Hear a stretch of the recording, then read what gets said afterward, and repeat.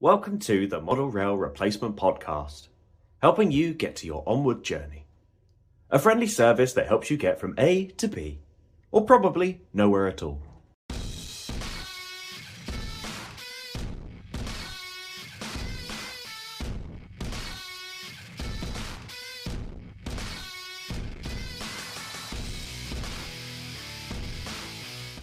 Hello and welcome to episode 2 of the Model Railway Replacement Podcast, as we like to call it, MERP. I'm James, and with me is Sam. Good evening. Hello, good evening. How are you? I'm not too bad. I'm not too bad. I've been sent away this week. Actually, I'm currently cooped up in a hotel in Basingstoke. Um, Quite bored out of my mind, if I'm honest. But apart from that, I'm doing all right.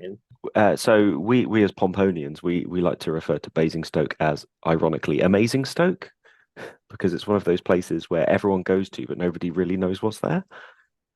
That's interesting because I actually went for a walk the other day because I'm in the middle of an industrial estate. It's such a bizarre hotel. I thought I'd go for a walk into Basingstoke, and yeah, it did confuse me a little. I was also wondering what is it, because there was a sign for historic Basingstoke in the town. I thought, okay, I have a little wander towards there, and I walked for about half an hour, and I just ended up in a housing estate again. So, so, I think um, it's one of those yeah. places it's very much a commuter location, and it's a little bit like Eastleigh in the sense that it's not necessarily the big city like some of the other places are, but it separates off and goes in marvelous, wonderful directions to all these different places, mostly to Reading or the West Country, for my point of view. But yeah, I feel like it's one of those places where a lot of trains and a lot of rolling stock and stuff like that all appear. But other than that, I don't really know. Other than a good travel connection, Basingstoke isn't really anything in the nicest possible way. Yeah, no, I haven't wondered if I could pop out and have a look at the trains, but I can't work out a good vantage point apart from one of the bridges, but they're sort of caged over, I think, which signifies to me that's probably somewhere you shouldn't hang out. I do believe that Basingstoke is one of those places where it's like a spotter's paradise because you get quite a few different things going through. So I think if you spoke to someone on the gate and said, "Look, I just want to go take some pictures of some trains," you'd probably be okay with it. I always like that Basingstoke has, I believe it's platform 5, which is the GWR platform that basically does a little shuttle system that goes from Basingstoke to Reading and back. Because I Yeah, used to have yeah. to catch that to go to our HQ or our Southern HQ for my normal day job. So. Oh well, I'm happy and sad for you that you're in Basingstoke, but I hope that you manage to find some things to do. I mean, it benefits me because I'm sat here talking to you and we're able to record because of it. So congratulations, Basingstoke. Well, that's it. Yeah, give us a bit of time. I have all my Star Wars Legion figures with me to paint in the evening, so I've got some modelling to do. Not essentially railway modelling, but it's always nice to take a break from railway modelling. Especially when railway's your job as well, it can just become a little bit too much at times. So, Hmm. yeah, I've been painting Lord Vader and his stormtroopers. Oh, very nice. I do find it's quite a therapeutic thing as well to sort of go and dabble into your other little hobbies. Like at the end of the day, railway might be your big hobby, but having that little thing that you can sort of pop to every now and again to uh, cleanse your palate or clear your palate, whatever phrasing you want to use on it. Effectively, you doing something else that you love, and then eventually it will give you a sort of joy to then go back to your other hobby, which is model railways. So I did see you post on Instagram the pictures that you've been doing, and they look really nice. So congratulations, well done. Thank you very much. Yeah, I'm quite pleased with my Vader. I think he's come out really well, including the dry brushing of the red around his leg to look like the lightsaber's glowing. Nice. So I thought that was quite a good little effect there. That is a good But little yeah, effect. there's definitely a different painting technique to what we do with model railways for figures. Mm. It's a completely different world. It's quite interesting. It's the shading and highlighting when it comes to sort of like model figures and stuff like that that you don't get on model railways. I spent so much time of my like painting life doing it where you start with a dark color and then you work your way up to your highlight, whether that's through an airbrush or through painting. And with model railways, you just don't do it unless you're deliberately going for like a weathered effect on a particular loco. And in model railways, it's essentially a case of you put the color on, and once you've got that color to the desired gradient, there's no recesses or anything like that unless you do an additional weathering for it. So, I mean, it's good to learn those additional skills. So, yeah, a little bit of fun. Definitely different. Yeah, that highlighting and low lighting and all that sort of the exaggerated shadows on the figures. It's definitely, you wouldn't do that with your O gauge figure. It'd look quite odd. But yeah, with these ones, it's obviously something you do, and yeah, it's adapting and changing to that.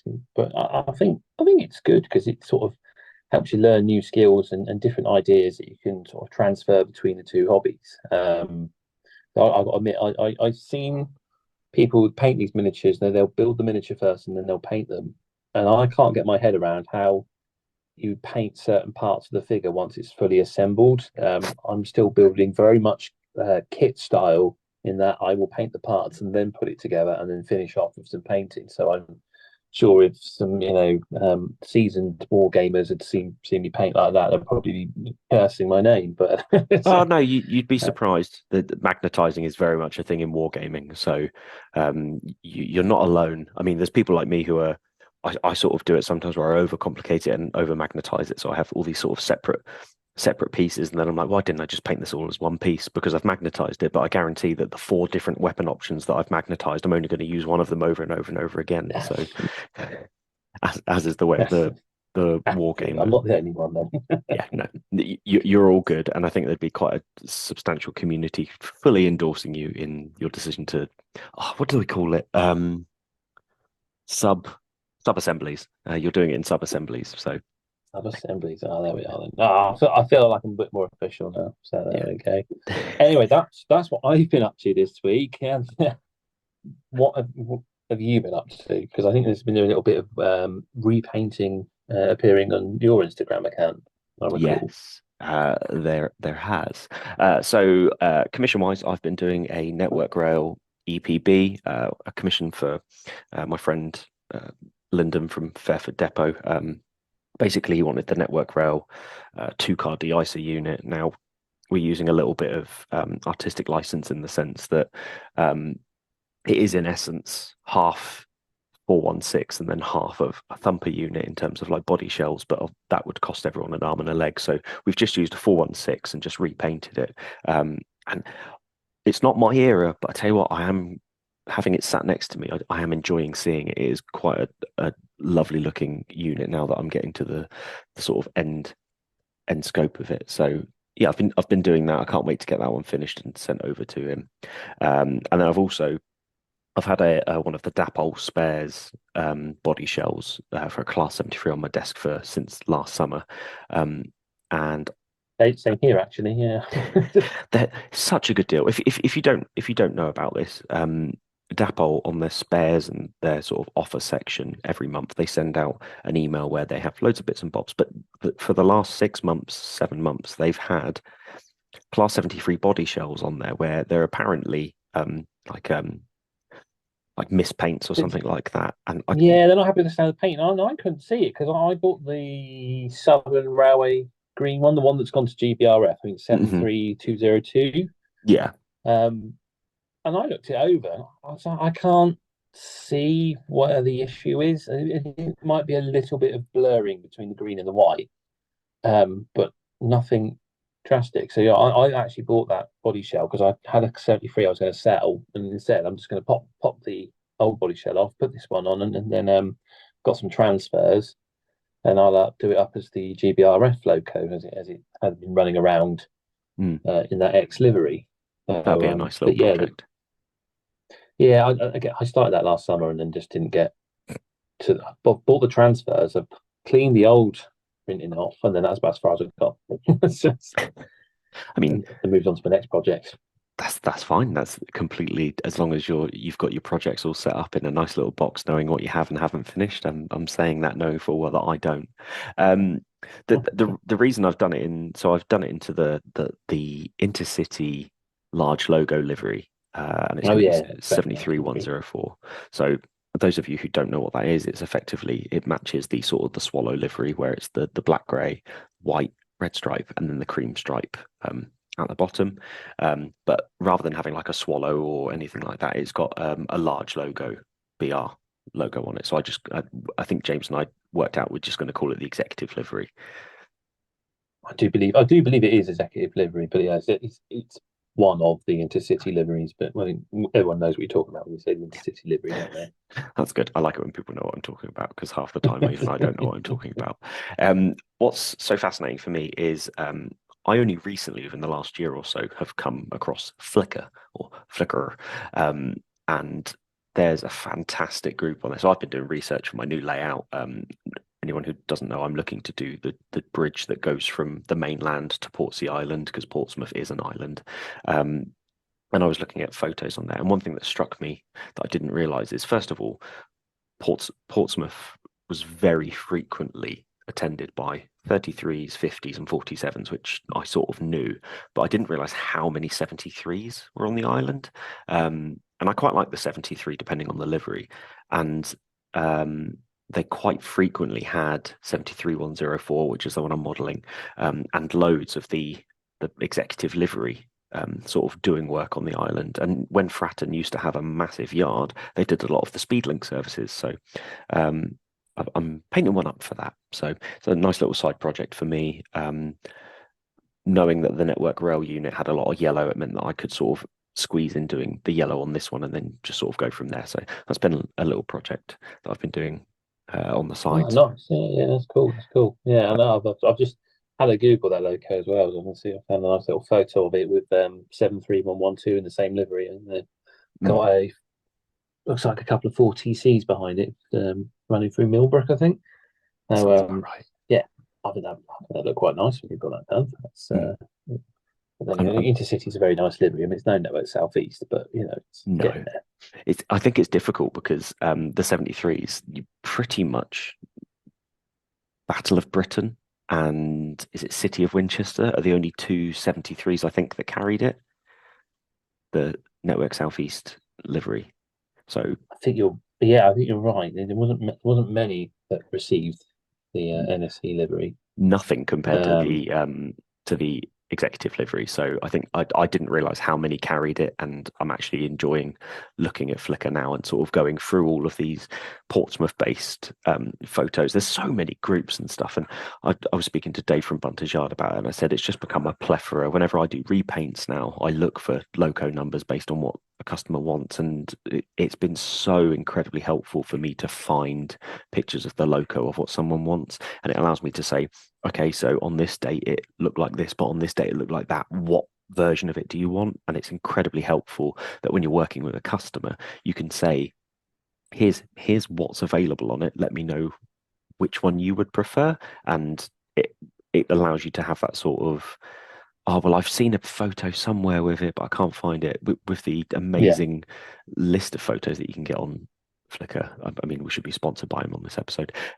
It just allows you to sort of go, here's a photo I found, yes or no to this one. And it is a really good working point as someone who repaints locos and weathers locos and stuff like that. So, so yeah, that's what I've been up to this week. A lot of painting. Awesome stuff. That sounds good. So, I think today in this episode, we've previously talked about it in the fact that we have a set of questions that we'd like to ask modelers. And it would only be fair that if we're going to unleash these questions out onto, the poor unsuspecting volunteers that come to our show, if we do get any, that we only try them out on ourselves first. So I have bravely put myself forward to be quizzed about my model railwaying. Yeah, I'm excited to go through this with you, mainly because James and I have spoken for a very long time, but I think it's going to be one of those things where some of the questions I don't know how James is going to answer it. So it'll be very interesting to see how you do answer it, whether I am right on some of my guesses or whether it's a case of that I am completely off the mark and I don't know you at all. Well, I'll be honest. I mean, I've read the questions. I don't know how to answer some of them either. So minimum research, fantastic. wing it all the way. That is my policy. Fantastic. So if it's all right with you, James, we're going to take a little break and then we're going to come back and I'm going to grill you with these questions.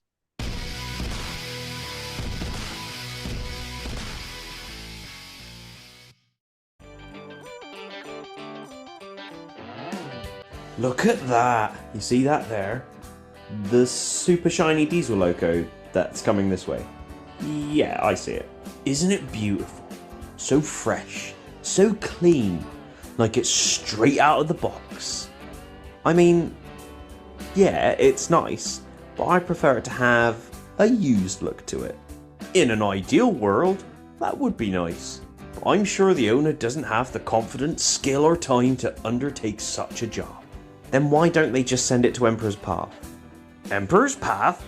Yeah. SBJ has years of experience in model railways and wargaming, the ability to meet your weathering needs, and works with you during the whole process to ensure the project is how you want it, not like it's come through a factory. Come on, that must cost a fortune. Not really. He offers different levels of weathering at really affordable prices. I've got my whole fleet weathered by him. My loco's got the full treatment, whilst my rolling stock just a dusting with the airbrush, and it looks really authentic. I might just get a quote. How do I contact him? You get him on Instagram at emperors_path, by Facebook, Emperor's Path, or emperorspathcontact@gmail.com. Emperor's Path Weathering. If it's not filthy, let's change that.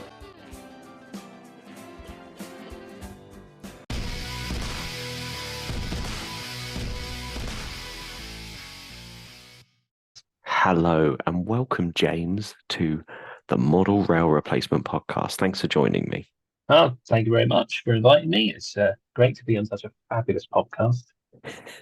You almost sounded shocked that you were appearing here, despite the fact that not only did you know I was asking you these questions, but also it's your show as well. Ain't the illusion. Well, thank you for appearing shocked. So today we're going to talk through a little bit. I'm going to just quickly talk a little bit about you as James from Western Signalman, of YouTube fame with a sensational YouTube series about building a 009 layout, as well as fantastic exhibition videos where you narrate over the top of the videos, which is definitely your unique selling point of it. Do you think I've missed anything off on that little introduction? No, I think that is pretty much the gist of my channel. It's slowly growing. I'm about 38 followers or subscribers away from hitting the 4K mark. Nice. So I'm slowly getting there. But yeah, has mostly been the 009 build and the exhibition videos. I do case and weathering videos, but no one ever watches them. It's soul destroying. Yeah, I'm sure you're doing the same as me. Everybody asks for weathering videos, nobody watches them. Yes. That is very sad, but true. It's the hardest work of all the videos. And I think I talk about it in one of my videos before. I said, I wasn't going to do this video, and I did decide to do this video because I felt like no one watches them. What's the point? And then when I did do it, eventually decided I will do it. I got about 400 views. I can say that the cargo van video that you did was amazing because the level of detail that you went into whilst doing that video was great. So we're going to ask 11 questions today that are all predetermined. You've had time to think about the answers for these, or maybe you haven't. Maybe you've decided to go in blind into this. But I'm going to go in and ask these questions. You can answer as little or as much as you want in the situations. But yeah, let's have fun with it.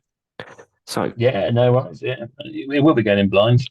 I never prepare. I don't know how to take that.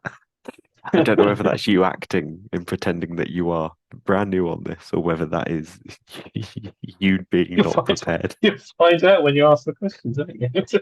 Fantastic. Filling me with so much hope. Episode 2. Okay, so we're going to start off easy, James. Steam, electric, or diesel? And they can't. There's a couple of rules for this. You can't do a halfway between or anything like that. I want solid answers. If I'm asking for a definitive one, I'll allow you to rank them 1, 2, and 3, but I can't have can I say all of them? Because that doesn't count. Oh man, that's hard because as you know, I just generally just like trains. It's just I'm not bothered how it's powered. I just enjoy a locomotive for what it is. But if I had to pick, I would say I am probably most likely a diesel man, just because I would like to say that's what I grew up with, but that'd be a lie because I grew up in Bedford, so most of my life was the 319s. We do get the HSTs and Yeah. the lovely bubble car on the Bedford to Bletchley. But yeah, I mean, the majority of the rolling stock from Bedford was the 319s. But yeah, diesels. I love the sound of them, the look of them. Um, I do have an appreciation for steam engines, and there is something really magic about, and they are almost like alive, aren't they? These living dragons. I think the sort of mechanical dragon sort of thing. But yeah, diesel for me, just because I think that's nostalgia to me, and that's what I really enjoy. I do love a Class 68. So, yeah, diesel. Class 58 is a solid choice, and I think the way you answered that, what you said about like how the nostalgia thing like sort of sits with you. Did you find that as a child it was all steam, but as you grew older, you decided that actually like what you like then isn't necessarily what your favorite thing is now, or was it a case of that you can predominantly say that diesel was pretty much the whole kit there? I've got No, off I tangent on think question one, so well, no, it's fine. We can expand on it, but I think it's that question of nature and nurture. And in this case, I would say it's nurture, and that's because my dad has model railway and likes his trains as well. And when I was growing up, I think when I was very young, he had diesels. And that's mostly because his baseboards, if I recall, his baseboards are a lot. He listens to this, by the way, so he'll correct me if I'm wrong. But his baseboards were not the best, and it was back in like, and it must have been about 1987-ish, because I was born 85. Um, he wanted steam engines, but tended to go with diesels because they ran over his baseboards better. Um, but as I got older, and we moved house and he built a new layout, and he moved over to steam engines. And I think he pretty much sort of talked me and my brother into diesels, just so we wouldn't play with the steam engines. So I pretty much suspect that's the reason. So it was diesel from an early age, just because of that, I think. But excellent. yeah, I do. I think it is that nostalgia as well of enjoying them. Hmm, brilliant. Okay, so next question. What's your favorite scale? Now, you as a hobbyist, I know that you have worked in many different scales already in your hobby Yeah. career, just hobby in general. So the big question for you, and this is a really good person to ask this question to, is what's your favorite scale? Now, I've never had a go with O gauge, and I admire it. The shop has it. I'll go in there and I'll look. I mean, I was in Tony's trains the other day, staring at the cabinet, going, really wouldn't mind one of them. That's something I'd like to have a go with. But from personal experience, that, that's a tough one. I like TT. I think TT is a great scale. It's just at the moment. I mean, I talked about on one of my videos where I wasn't going to do TT anymore. I had a little dabble at it, but Hornby are very slow at getting anything out, and it's boring. I've got an O8 shunter, an A4, and some Mark One coaches, and not much else. I know they've done like coal trucks and that, but I'm not one of those Rule One modelers. I like to have a prototype to work to, so it wasn't really there for me. So I think it's a great scale, and I do hope it does go places. It'd be great to see. But yeah, I've done that one. I've done Engage. I've done OO. I've done 009. Um, Personally, at this moment, I really, I like the O gauge. I think 009, I'd say, is actually my favorite scale, in truth, because it's got that advantage of being small like N, but not eye destroying. So you can actually model without wrecking your eyesight. Yeah. I think. So yeah, I'm gonna go with 009. I think. Cool. I'm going to say that was the one I thought you'd go for, and I was hoping you would go for 009 because your 009 series was fantastic. It was a joy to watch, mainly because you kept all of the bad bits in there. If you made a mistake, you kept it in there and you showed how you fixed it. The running joke about how your set track points always screwed you over was always fun as well. So I appreciated it as a hobbyist watching that particular series because it was one of those series where when the next episode came out, I was like, oh, I've got to drop everything to go watch this, like because it was such a fun series to watch as well. So if you haven't watched James's 009 series, I do urge you go and give it a watch. It is a fantastic series. Yeah, Okay. I think that's a lot of people give me that feedback. I think they enjoyed watching my screw ups. I think that was more entertaining than the layout. But I've got a colleague at work who tells me his dad will no longer build a river after seeing my episode of the disaster that I had, which is I don't want to talk about because I actually looked at the layout a few weeks ago and that river is now cracked. Oh I was no. like, oh yeah, it's not even on top, it's underneath. It's like in it. And I was like, oh no. So that's gonna have to come out. But we'll see with that. I've got an idea in mind of what I may do with Forge in Red, but we'll see for now. Okay, that's good. Leave us hanging on that one as well, like here. Okay, so Not necessarily. moving on. What is your favourite locomotive that you own?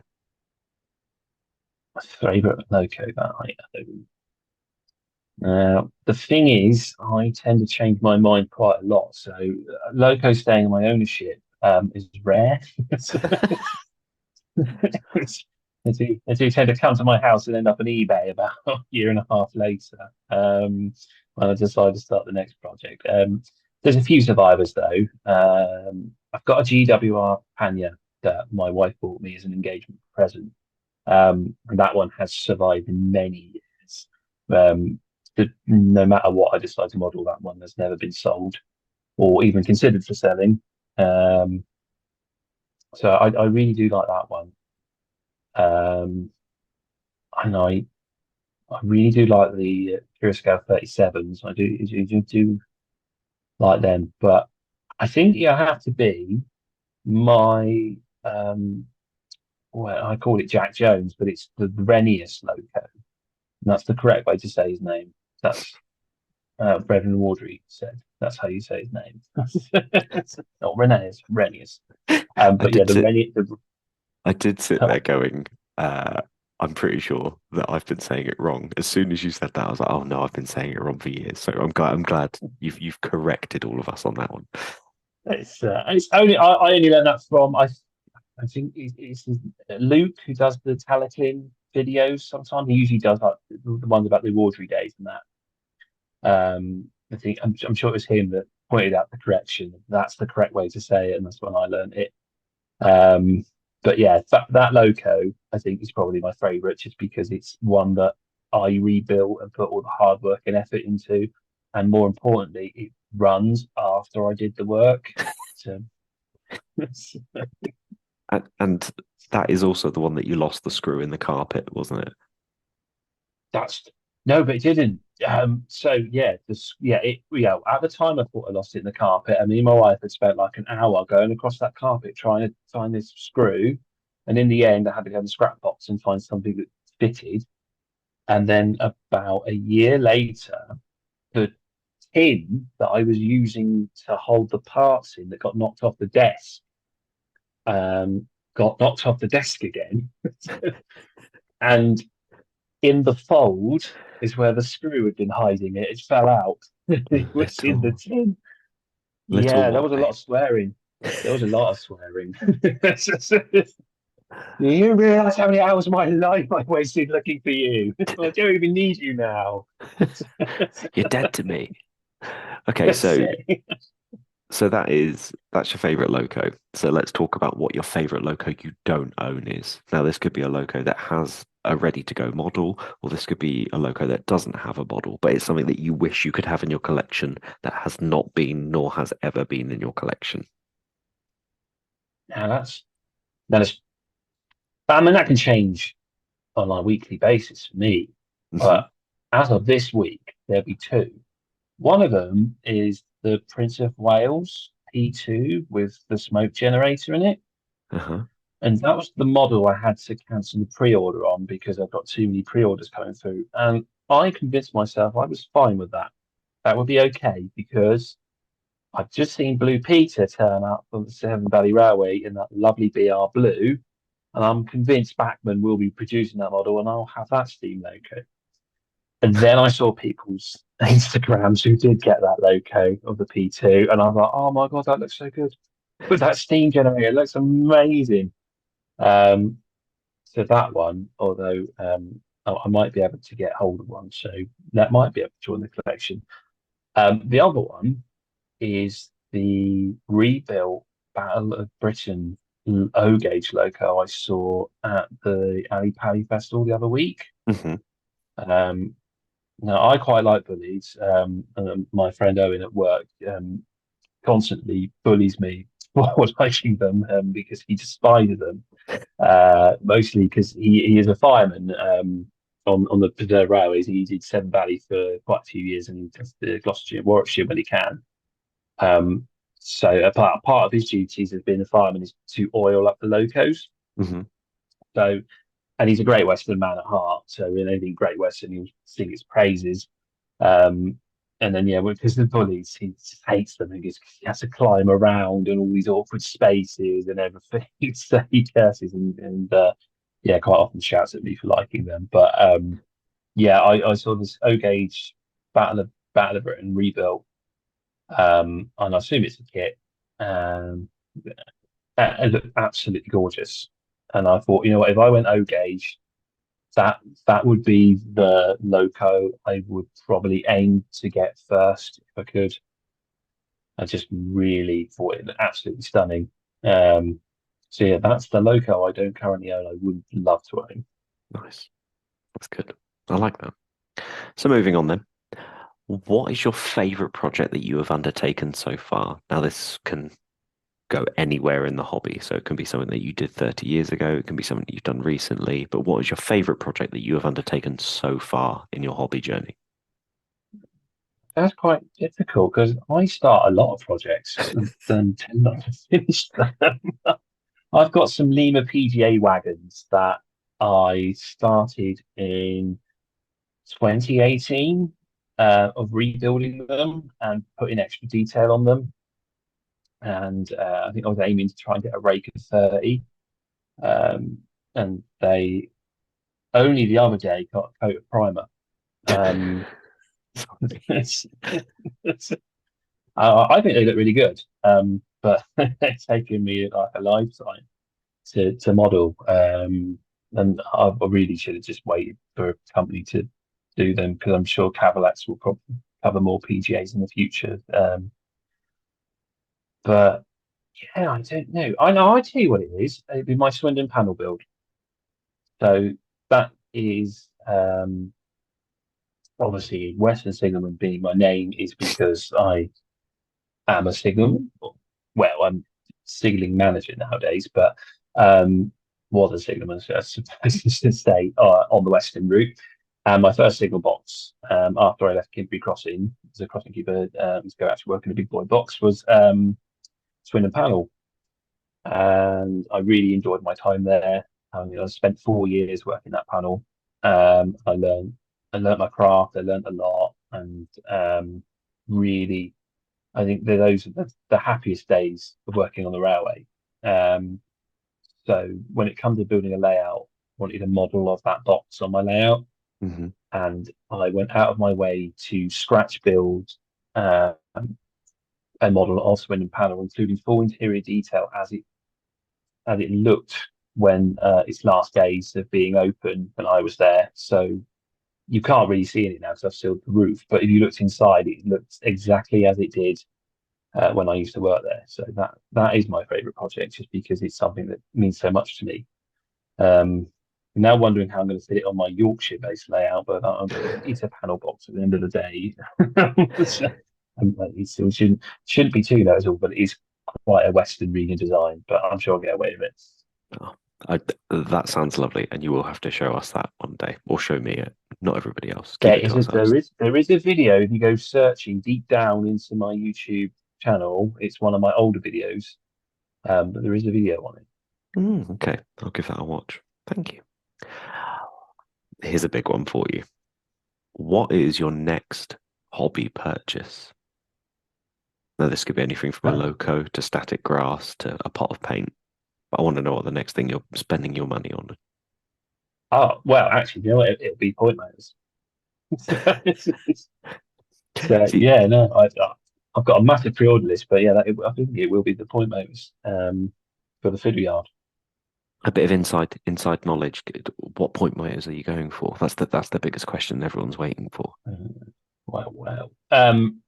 Just the Gauge Master PM2s, I think, the ones that don't have the polarity switching on it, just because I kind of get that damn thing to work.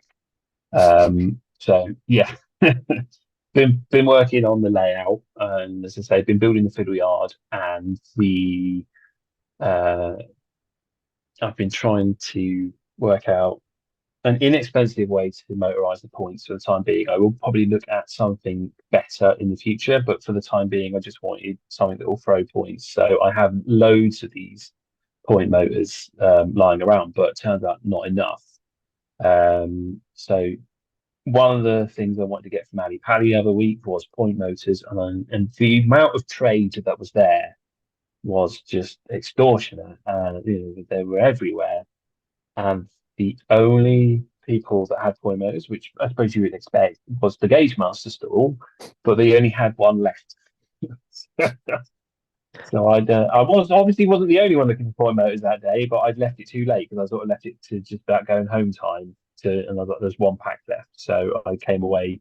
I think I needed 10, and came away still needing 9 more. So I picked a few more up at Tony's trains the other day, but and he only had, I think, 5 in. So I'm still after the elusive point motor at the moment. Okay. So yeah, not the most exciting, but that will be my next purchase. Well, you say not exciting, but leading into a future episode, we're going to be talking fiddle yards soon. So actually, having you get your fiddle yard up and running works in everybody's favour. So I'm going to say exciting purchase, just not necessarily a choo-choo. That's it. Yeah, well, that's it. It's these things come with a hobby, don't they? Sometimes you just have to go out and buy stuff that isn't going to get the dopamine in your brain all going, and it's just some point motors. But I tell you what, yeah, when you I get don't know. all of them set up, I imagine it's going to be something really fun to see running. So Well, that's the thing actually, because the electronic side of things is, especially like I say, I've been like learning diode matrices. I can get the word out, matrix. So, um, and yeah, I've been finding this really interesting, sort of electronic side of things, because what I'm going for is the ability to switch between analog and digital, because I don't have enough DCT chips to chip all my locos, and I want to run my locos. So the fiddle yard and the main loops on the track will be able to switch between the two, so I can run whatever I like until I get round to actually putting chips in everything. So yeah, another that's exciting purchase. I have been finding quite enjoyable doing the electronic side of things. good. Okay. So moving on from that, what is your favourite part of the hobby? If you had to pick one thing Right. that you enjoyed the most in the hobby, what is it? I think it's weathering. Nice. That's a solid It's got to answer. be weathering. It's so therapeutic. It's one of those, and I know a lot of people are afraid of it, and I think we discussed this in the last episode. And you can, I'll get a weathering bug, and I want to do some weathering, and if I leave it for a bit, I do get nervous about starting it again. But once I'm in the zone, yeah, I just love weathering. It's something so satisfying of taking a model that looks quite toy-like, and a couple of hours later, it looks like a miniaturized version of the real thing. Um, so yeah, it's got to be weathering for me. Nice. I strongly endorse that. I thought you might. So this is one that I think is going to cause a lot of problems for people not being able to decide down the line. But I'm going to stress that you need to pick one thing and one thing only on this. If you were to create a brand new layout today, what is the one thing that would have to be a need on it? The one thing that has to be on that layout, regardless of anything else. And I think for me, sorry, yeah, go on. I was just going to say to emphasize why I think this is such an important question is because so many times we have people who build a layout idea and they're trying to squeeze so many things into such a small space. I think it's important to think about what's a need and what's a want on a layout. And so, definitely. so apologies, go on. Me, I think it's got to be operationally interesting. That's what my layout needs to have on it. It doesn't need the station and the depot and the quarry and the river, 700 tunnels and bridges, etc. I think it needs to have that operational element that's going to keep you interested in and wanting to work and play on the layout. Because I remember as a kid, like, so as I say, my dad, he's a railway modeler, and when we moved to the house that my folks still live in, he built a layout up in his loft, and it was a 4-track main line. There was a branch line on it, and then in the middle was his fiddle yard. And essentially, you just drove a train out of that fiddle yard, you went round the 4-track main line and straight back into the fiddle yard, and that was it. Um, and when he first built it, I was a bit younger, it was quite interesting to do. It was just the fun of, as most kids have, of just running trains around, and this is great. And gives me down a lot of express passenger locos. You brace them along, and it'd be great fun. Till the time my brother raced his class 45 a bit too fast on the corner, it went flying off, and he smashed it up. But I'm only pointing this out because my brother contacted me the other day about our previous episode, complaining about the layout that I broke. He apparently had no idea that I'd slipped on the mat and smashed our layout up. I don't know why he doesn't recall that, but yeah. So I thought I'd just point out what he's broken in the past. But I fixed that Merco for my dad many years later, so he still got it. But yeah, so as a kid, that was great fun. But as I got, older with it, I realised it was, and my dad agreed with me. It was a bit boring because the trains had no purpose. They just came out the fiddle yard. They went to a station and went round and round and round and went back in the fiddle yard. So for me, yeah, the trains have to have a purpose of why they're running, and that's why I quite like watching American Railroad videos. Because American modelers do tend to go for that operational element. And I mean, they have the advantage of massive basements that they can build one end of the line to the other. But it's that idea that the trains are doing something, they're actually out there working. So yeah, for me, the need on the layout is the need for it to be operationally interesting. Perfect. What's great about that answer as well is that it differs for everybody. Everybody has their own personal opinion of what operationally interesting would be. So yeah, really, really good answer. I feel like you've covered a lot in that one with just one thing. So you've foiled me, whereas I thought I was gonna. You have to say one thing. Okay, so you thought I was going to say working level crossing, didn't you? I'll tell you what, the one that I'm expecting most people to say is turntable. The amount of layouts where someone says they want a turntable on it is just one thing that always pops into my head, because it's one of those things that I mean, you go back to Thomas and things like that, you just imagine that everyone wants a turntable because that was one of the big features of it, and I think it's always been a feature on model railways. So having one on a layout is obviously. I'm not going to lie, I'm still trying to work out how to fit one on my preserve railway because I do have a turntable in a box in the garage. There we go. We can talk about squeezing one of those in. Okay, so moving on. What is the one hobby item you'd encourage everyone to buy? This can be something as simple as a decent pair of track cutters, an airbrush, or even if it was a particular DCC controller. It's one hobby item. It's got to be the airbrush. I do need to emphasize. I haven't told you to say any of these answers in case anyone's. It is there. It's the airbrush. It's such a useful and versatile tool, and it's one. And again, it's one. It comes back to that being nervous about weathering and being a bit afraid of tackling it. But it's useful even for weathering track. If you want to get used to how the airbrush works, you don't have to go and spray wagons and coaches and sort of have a practice that. You could just go spray your track and just get a feel for the airbrush. and I know it's easy to say no because obviously in a previous life I was a professional decorator, and part of that was using a giant airbrush for painting walls. So, but it's the same principle works in how you direct paint and when to pull the trigger, etc. Mm.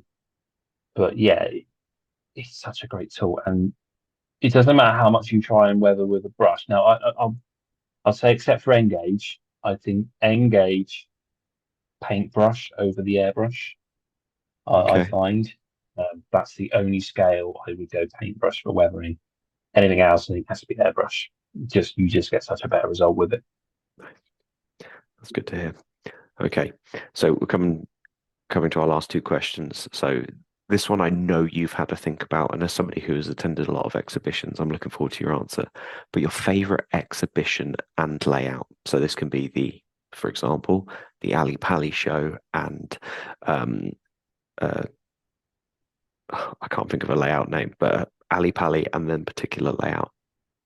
Doesn't have to be the same one. So I've got to say, this year, Abrail was absolutely fantastic. And I know they put on extra layouts and an extra day because they were celebrating their 50th anniversary. But it really was one of the best model railway exhibitions I've ever been to. It wasn't perfect, and that's because they hold it in the college, sort of near the town centre. So you're kind of restricted to going around the campus of the college, which is a bit of an odd flow at times. Um, but and that's really my only gripe. Apart from that, such a great exhibition. So the standard of layout, there wasn't a single layout there that you turned your nose up at. Um, they were all really high quality modeling. Um, so yeah, that this year that's got to be my favorite exhibition. I think regular that I sort of go to because like I say, I do go quite often. Um, I, I, I quite like the one that they put on the Motor Museum in Gaydon Okay. at the end of October every year. So Great British Model Railway Show. That's always quite enjoyable. And again, that has the same sort of problems that the Abrail has because they're in this sort of office style building. Sometimes the flow of the room can be quite difficult, but you get quite crowded at the front. But they do tend to have quite a good, selection of trade stalls and always a good selection of layouts. So yeah, that's sort of year on year big exhibition. That's probably one of my favourites. Yeah, the Abrail was definitely an excellent one. And I know I plugged my own video, but if you obviously didn't get the opportunity to see it, and do watch it on my video because it's an hour long video of what I think is incredible modelling. But yeah, favourite layout wise, that was quite a hard one, and I think there's a few that pop in my head. So Bournemouth West, because I love the Somerset and Dorset. I think it's great. I know a lot of people love the Somerset and Dorset, but I think Bournemouth West is an absolutely superb layout. I don't know if you've seen that one. Hmm. But yeah, obviously that's based in VR days of sort of the Somerset and Dorset Pines Express trains and all the other holiday specials coming in out of the station. I really like that one. But then there's the other end of the line, Bath Green Park, Hmm. which is also absolutely great layout. And I think Chilcompton as well. That's quite a simple one because it's just two tracks going round. Hmm. But at the moment, I'd have to say I think my favourite one is White Acres, which is a modern image layout, sort of anywhere from I think the start of the start of the millennium, I suppose, and up to now with various diesels and um, multiple units and that on it. And it's on two different layers, so you've Yeah. got like bridges and that on the top when they come to the station, and there's a branch line underneath, and there's a little core for shunting. Yeah, and I really enjoy that one. That was quite entertaining to watch. The only unfortunate thing is I saw them at Abrail, and whoever did the show guides hadn't proofread, and I unfortunately quoted their layout as being part of the High Wycombe Model Railway Club. Um, and they were. I'm going to apologise now because I can't. They were the Stafford Model Circle, I do believe. If I've got that wrong again, I'm so embarrassed because I've quoted it wrong again. I think you should get it wrong just to. Yeah, that's it. Yeah, it's Kettering District Club. But yeah, no, I really like that layout. That's what my favorite on the exhibition at the moment. Perfect. Okay, and then final question. Myself and you often post on Instagram, and we also do YouTube. But I'm going to ask you, if you had to pick, what was your favorite resource, YouTube or Instagram? What would you pick? Got the YouTube, hasn't it? It's the videos you can always find. If you don't know how to do something, you can always find a video on how to do it. Mm-hmm. And that doesn't just have to be model for railway modeling. I've done a lot of fixing my house by watching a YouTube video. So it's a great resource, isn't it? And I think YouTube has a great community. I think it has a really good community. And I think it's sort of overtaken forums. I don't know. I know personally I don't use forums as much as I once used to. I will just generally come over to YouTube and just watch someone's channel and see how they're getting on with their layout build. Or sometimes if I'm working my layout, I'll just put it on the telly and it'll just run in the background and it will just put on different videos. And you know, if the algorithm's playing right, it will sometimes, just play. He did it for a couple of weeks. It just played video after video of channels I'd never seen. I don't know why it was doing it, but it was absolutely great because there were all these little channels that I just wouldn't have found just by doing a search. But yeah, it was a great couple of weeks of finding these new little layouts and smaller channels that get in there. So yeah, for me, it's got to be YouTube. Perfect. Thank you. Oh, thank you very much. Thank you so much for answering all these questions, James. It has been a pleasure sitting down and hashing this out with you. We're going to take a little break now, and then we're going to come back and see you out. No worries.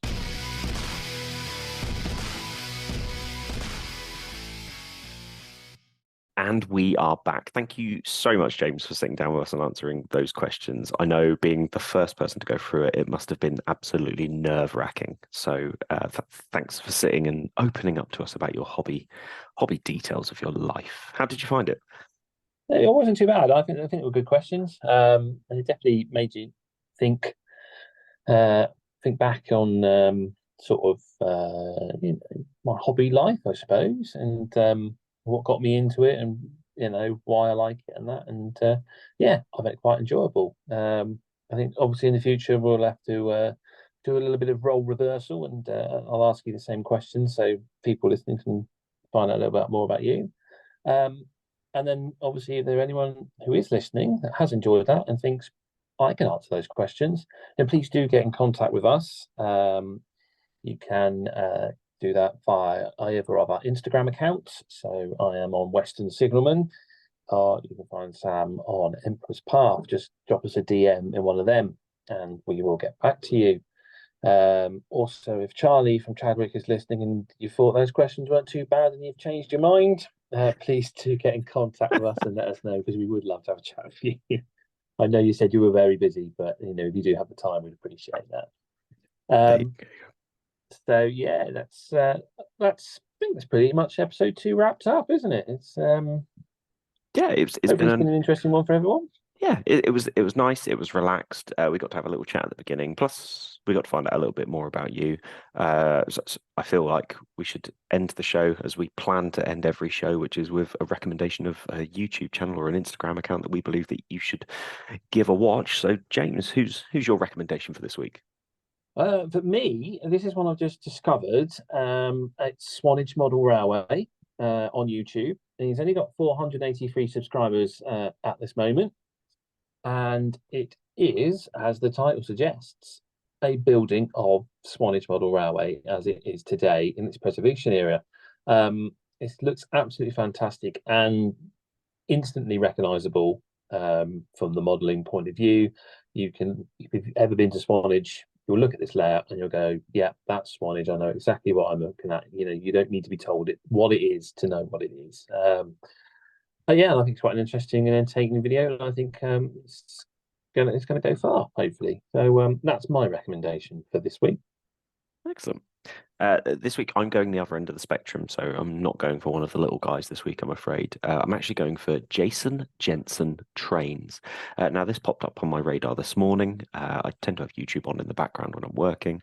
And now this channel mainly looks to do a lot of scenic stuff. There is a railway element to it, but a lot of it is second part to the scenery that's going on in the main stage, so shall we say. And oh my God, the level of scenery is insane. And the reason I like it is because it's not the traditional sort of stuff that you see now. It's American based, but I get a general feeling of sort of like a Fallout meets model railway feeling from it. It's very, we always refer to it as grim dark. It's like a lot of weathering. It's a really beautiful looking place. This video that I watched was he was building a bridge that went over this sort of small expanse of harbour area, and it's just absolutely fantastic scenic building. And even if you're not looking at modeling that particular area or style, some of the stuff that he was doing is very new. Like I've spent so much time of my life watching scenic videos, and it was just a very different outlook on how he was doing things. Some things I would look at doing myself, and some things I probably wouldn't do, but a really fantastic channel. And I don't know if it's because I don't have the American side of model railways fully lined up in my lists of go-to that it hasn't been recommended to me before, but a really, really good scenic building tutorials by Jason Jensen Trains. It's my recommendation. Excellent stuff. I'll have to check Jason Jensen Trains out in the future. Cool.